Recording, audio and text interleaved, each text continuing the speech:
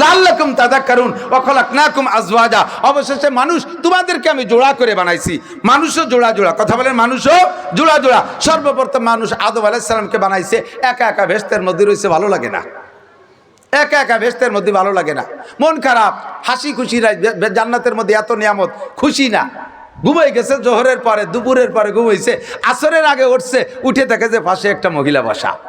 আল্লাহ তাআলা মিন জিলাইহিল আইসার, আদমের বাম পাজরের হাড্ডি নিয়ে হাওয়া আলাইহিস সালামকে বানাইয়া সুন্দর সাজাই গুছাইয়া শাড়ি চুরি পরাইয়া বসাইতেছে। ঘুমেতে উঠেই আল্লাহ তাআলা আধ্যাত্মিকভাবে আকর্ষণ তৈরি করে দিচ্ছে। সুন্দরী মহিলা দেখে আর কথা নাই বার্তা নাই, সেদিকে অগ্রসর হতে গেছে।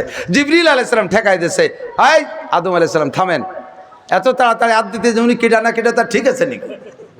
আল্লাহ তাআলা রুহানি তাল্লুক নারী আর পুরুষের ভিতরে এভাবে সৃষ্টি করে দেয়। আদম আলাইহিস সালাম এর আগে তো কোনো মহিলা দেখে নাই, কতক্ষণ দেখছে? কোন মহিলার ভিতরে কি স্বাদ আছে তাকে উনি আগের থেকে অভিজ্ঞতা আছে। এই সর্বপ্রথম মহিলা দেখেই চলে গেছে। এটাই আল্লাহ তাআলা নারী আর পুরুষের ভিতরে আকর্ষণ তৈরি করে দিয়েছে। এ জায়গার থেকে বলতে হয় দোস্ত, আল্লাহ নবী বলে লা তালিজু আলাল মুগীবাত। যুবকরা আমার দিক তাকাও, পুরুষরা আমার দিক তাকান। লা তালিজু আলাল মুগীবাত, কখনো কোনো নারীকে নিয়ে নির্জন হবে না, কখনো কোনো নারীকে নিয়ে নির্জন হবে না। লা তালিজু আলাল মুগীবাত, একমাত্র স্ত্রী ছাড়া, একমাত্র স্ত্রী ছাড়া। ভালো করে বোঝেন, স্ত্রী ছাড়া কেউকে নিয়ে নির্জন হবে না। কাজে আব্বা মেয়েকে নিয়ে কোনো, বাপে মেয়েকে নিয়ে কি বলা, ছেলেতে মাকে নিয়ে নো হবে না। জামাই শাউরিকে নিয়ে নির্জনের লং সফর করবে, নো, যেতে দিও না। মামায় ভাগ্নিকে নিয়ে, চাচায় ভাতিজিকে নিয়ে, দাদায় নাতনিকে নিয়ে না, যাইতে দিও না, অ্যাক্সিডেন্ট হয়ে যাবে। আল্লাহ রাসূলুল্লাহ সাল্লাল্লাহু আলাইহি সাল্লাম লা ইয়াখলুয়ান্না রাজুলুন বিইমরাতিন ইল্লা কানা সালিসুহুমা শাইতান। এ দুনিয়ার নারী আর পুরুষ শুনে নাও, any man everybody, any man everybody, কোনো মানুষ নাই যে কোনো পুরুষ যে কোনো নারীকে নিয়ে নির্জন হলেই, যে কোনো পুরুষ যে কোনো নারীকে নিয়ে নির্জন হলেই তার মধ্যে 3 নম্বর জন হয় শয়তান, তৃতীয় জন চলে যায় শয়তান। বাপে মেয়েকে নিয়ে নির্জন হলে শয়তানে যে ধোঁকা দিয়ে অ্যাক্সিডেন্ট ঘটায় দেবে, ভাইতে বোনকে নিয়ে নির্জন হলে শয়তান 3 নম্বর ধোঁকা দিয়ে অ্যাক্সিডেন্ট ঘটায় দেবে। যদিও আমি বিস্তারিত বলতে পারছি না, তবে এ জাতীয় অ্যাক্সিডেন্ট 2-4টে আপনাদের কানে থাকতে পারে, সারা দুনিয়া জুড়ে চলতেছে। কথা বলুন ঠিক কি ঠিক না? চাচাই ভাতিজিকে নিয়ে নির্জন হলে অ্যাক্সিডেন্ট হয়ে যাবে, জামাই শাউরিকে নিয়ে নির্জন হলে অ্যাক্সিডেন্ট হয়ে যাবে। যে কোনো নারী যে কোনো পুরুষকে নিয়ে নির্জন হলে আল্লাহ তাআলা নারী পুরুষের ভিতরে চুম্বক আর লোহার মতো আকর্ষণ তৈরি করে দিয়েছে, অ্যাক্সিডেন্ট হবেই হবে। আল্লাহ পাক সর্বপ্রথম আদম আলাইহিস সালামকে বানাইছে, ইয়া আইয়ুহান নাসু তাকু রাব্বাকুমুল্লাযী খলাকাকুম মিন নাফসিন ওয়াহিদা। হে দুনিয়ার মানুষ, তোমরা আর কেউকে ভয় পেও না, ইত্তাকু রাব্বাকুম, তোমাদের রবকে ভয় পাও। কোন রবকে ভয় পাবো? আল্লাযী খলাকা, আল্লাযী ইত্তাকু রাব্বাকুমুল্লাযী খলাকাকুম মিন নাফসিন ওয়াহিদা, যে আল্লাহ তাআলা সারা দুনিয়ার সমস্ত মানুষকে বানাইছে একটা মানুষ থেকে। পদ্ধতি কি? ওয়া খলাকা মিনহা যাওজাহা, সর্বপ্রথম তার স্ত্রীকে তার থেকেই বানাইছে। এরপর ওই 2 জন থেকে অসংখ্য নারী আর পুরুষ বানাইছে। তবে সব জায়গা জোড়া আছে, আমেরিকা নারী পুরুষ আছে, জাপানও নারী পুরুষ আছে, কতক্ষণ আছে না নাই? আরে গোপালগঞ্জও নারী পুরুষ আছে, পাবনা নারী পুরুষ আছে, সব জায়গা নারী আর পুরুষ জোড়া বানাইছে। আল্লাহ কয়, হে জোড়া, অন্য সব জোড়ার থেকে তোমরা শিক্ষা গ্রহণ করো। দেখো শুয়োরটায় যা করে শুয়োরনি তা করে না, কুত্তাটায় যা করে কুত্তি তা করে না, ষাঁড়টায় যা করে গাইতা করে না, মোরগটায় যা করে মুরগি তা করে না। কারণ এই পুরুষরা যা করবে নারীরা তা করবে না, নারীরা যা করবে পুরুষে তা করতে পারবে না। আর রিজালু কাওয়ামুনা আলান নিসা, পুরুষদেরকে বানাইছে নারীদের উপরে শক্তিশালী কইরা। তাদের বডি সাইজ বড়, তাদের গায়ে শক্তি বেশি, তাদের কণ্ঠ বেশি, তাদের গায়ে বল শক্তি বেশি, তাদের হাড় মোটা বেশি। কথা বলেন ঠিক কি ঠিক না? কাজেই বাহিরের যত শক্ত কাজ এগুলো করবে পুরুষরা। প্রেসিডেন্ট হবে পুরুষ, প্রধানমন্ত্রী হবে পুরুষ, স্বরাষ্ট্রমন্ত্রী হবে পুরুষ, পররাষ্ট্রমন্ত্রী হবে পুরুষ, মন্ত্রী পরিষদ সব হবে পুরুষ। আরে এমপি হবে পুরুষ, উপজেলা চেয়ারম্যান থাকবে পুরুষ, চেয়ারম্যান হবে পুরুষ, মেম্বার হবে পুরুষ, সেনাবাহিনী থাকবে পুরুষ, আরে বিডিআর থাকবে পুরুষ, নৌবাহিনী থাকবে পুরুষ, বিমান বাহিনী থাকবে পুরুষ, আনসার বাহিনী থাকবে পুরুষ, ব্যবসা বাণিজ্য করবে পুরুষ, ক্ষেত খামারে যাবে পুরুষ, গাড়ি চালাইবে পুরুষ, বিমান চালাবে পুরুষ, সব বাইরের কাজ পুরুষ করবে। নারীরা কি করবে? আল্লাহকে করনা ফি বুয়ুতিকুন্না তাবাররাজনা ওয়ালা তাবাররাজনা তাবাররুজাল জাহিলিয়াতিল উলা। মহিলা তুমি আওয়াজও তোমার পর্দায় রেখো সর্বদা। গানের মেলায় আসর করে হইও না তুমি বেপর্দা। ওয়াজের মেলায় আসর করে হইও না তুমি বেপর্দা। হাট বাজারে আসর করে হইও না তুমি বেপর্দা। বাউল গানে আসর করে হইও না তুমি বেপর্দা। বাবার দরবারে খানকা জমাইয়া হইও না তুমি বেপর্দা। ওরে তোমার সব কিছু পর্দায় রাখো। তুমি বড় সম্মানী জাতি, তুমি বড় আল্লাহ দে জাতি, তুমি থাকবা ঘরের ভিতরে বন্দী। তোমার দায়িত্ব আছে, তুমি প্রত্যেক 3 বছর পর একটা নেক সন্তান দিবা। 3 বছর পর শামসুল হক ফরিদপুরি দিবা। 3 বছর পর মুহাম্মদুল্লাহ হাফেজি দিবা। 3 বছর পর ফজলুল করিম স্যার মুনাফিস সাহেব দিবা। 3 বছর পর আহমদ কি বলা হয় আহমদ শফি সাহেব দিবা। 3 বছর পর শাইখুল হাদিস আল্লামা আজিজুল হক দিবা। আরে 3 বছর পর বঙ্গবন্ধু শেখ মুজিবুর রহমান দিবা। তার 3 বছর পর প্রেসিডেন্ট জিয়াউর রহমান দিবা। তার 3 বছর পর প্রেসিডেন্ট ইরশাদ দিবা। এর 3 বছর পর ইউনুস চাচারে দিবা। এইভাবে ভাগ্য করে ভালো ভালো দামি সন্তান তুমি দিবা। তুমি সব কিছুতে ব্রেক করে বড়ি খাইয়ে বসে থাকবা। আরে বড়ি খা গাই যেগুলো আছে, কিছু গাই আছে না যে বাচ্চা দেয় না, তারে কি করে ওয়াই কুরবানি দেয় আর না আলী গরুর সাথে আলে জুড়িয়ে দেয়।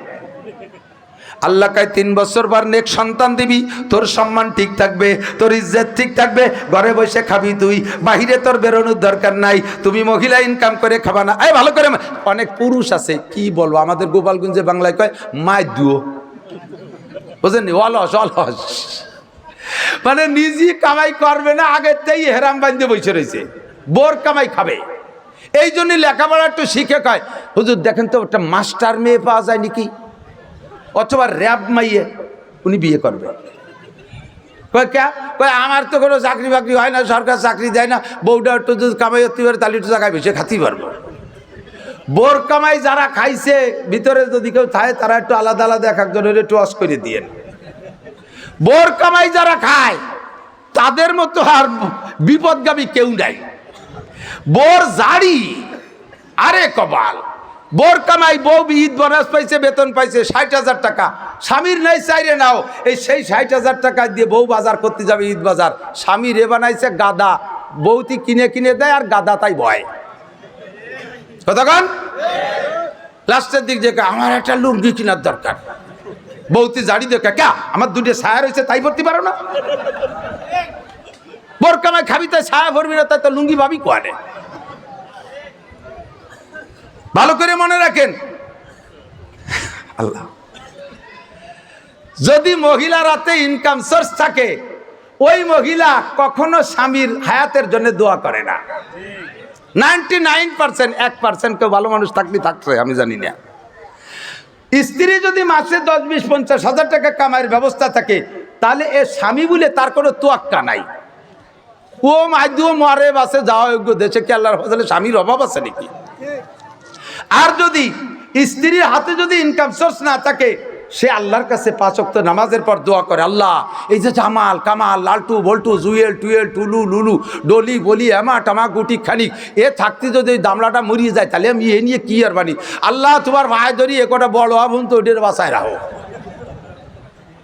স্বামী যদি স্ত্রী যদি অকর্মে হয়, তার ইনকাম সোর্স না থাকে, সে নামাজের পর দোয়া করে স্বামীর হায়াত বাইরে যায়। কতক্ষণ স্বামীর হায়াত, স্বামীর হায়াত বাড়ার জন্য 2টা শর্ত, একটা হলো এদিক তাকান, স্ত্রী যদি স্বামীকে ভালোবাসে তাহলে স্বামীর হায়াত বেড়ে যায়।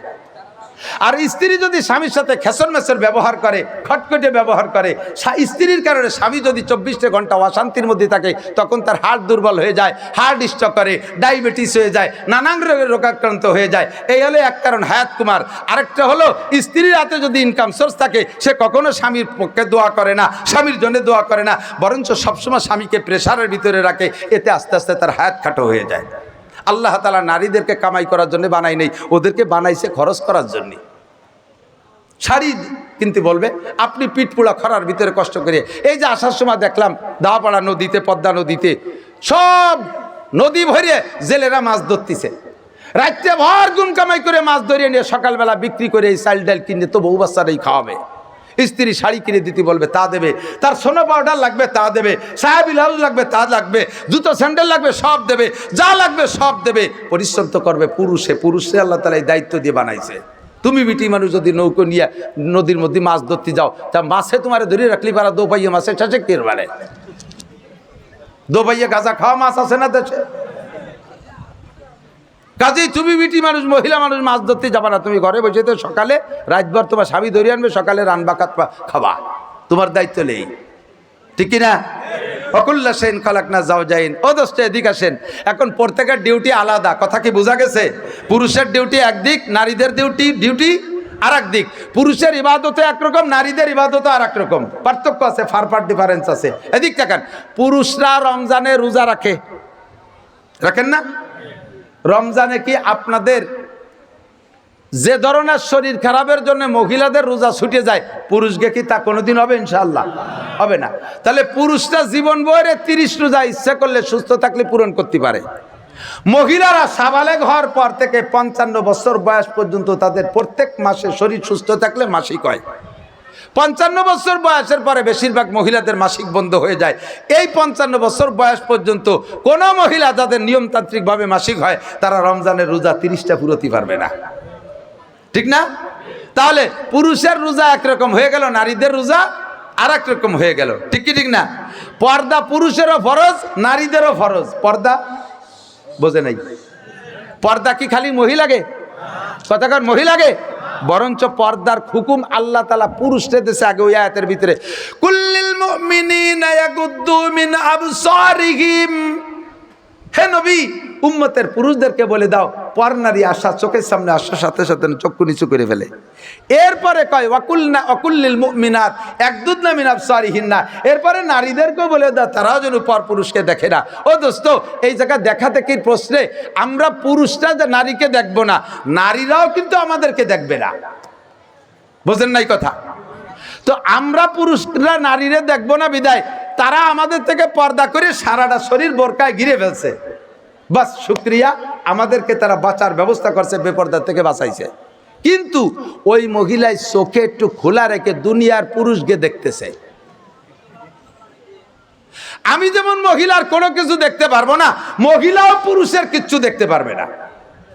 অথচ আমরা মহিলাদেরকে দেখতে পাচ্ছি না, উন্ডা বোরকা পরে ঘিরে রাখছে। আর উন্ডা আবার বেড়ার ভাগ দিয়ে দেয় যে কোন হুজুর আসলো, সেই হুজুর একটু দেখি। কথা কন না কে? জব দেন সুন্দর করে। অনেক অনেক অনেক প্রশ্নের জবাব আপনি এখান থেকে মনে রাখবেন, অনেক প্রশ্নের জবাব মনে রাখবেন। মহিলাকে, অপর মহিলাকে সরাসরি দেখাও হারাম, তার ছবি দেখাও, কথা কয় না, তার ছবি দেখাও, তার ছায়া দেখাও হারাম, ঠিক না? তাকে ইউটিউবের ভিতরে দেখাও হারাম, কবেন না? আরেকবার কোন, আরেকবার হারাম না? তাহলে এই জায়গা যদি আমি ওয়াজ করি, মশলা মনে আছে, আমি যেমন মহিলাকে দেখতে পারবো না, তার ছবি, তার ফেস, তার ছায়া কোনো কিছু দেখতে পারবো না, সেম মহিলাও আর একজন পুরুষকে ওইরকম দেখা হারাম, বুঝেন নাই?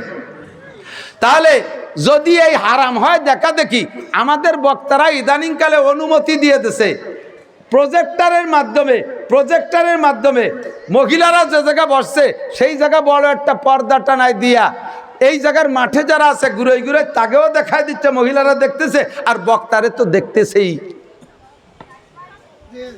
কথা কন, দেখতেছে না? এমন কয় যে তো ওয়াজ শুনতে গেলে একটু দেখলেও অসুবিধে কি? তো যদি দেখলেও অসুবিধে না হয় তাহলে এই জায়গাটা পর্দা দেন আর ওই জায়গাটা মেশিন দেন, ওই জায়গা কোন কোন মহিলা আছে তাকে ছবি আমরা দেখি, কথা কয় না? এ কথা কি অনুমতি দেবে? আপনারাও কি দেবেন?